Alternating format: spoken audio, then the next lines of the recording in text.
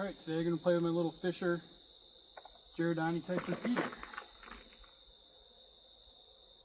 This particular gun will hold 14 balls in the magazine,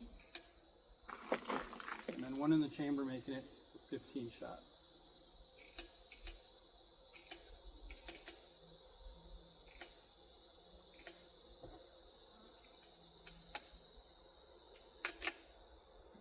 Shooting 395 round balls. They're slightly undersized for what this gun requires, but hopefully we can still hit one of those water bottles out there with it.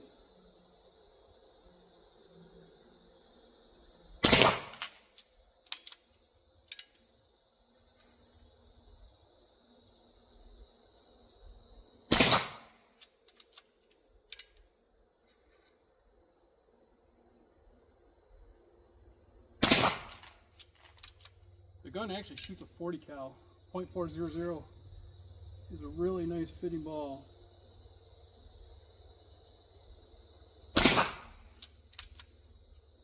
These are like spitting BBs down a straw.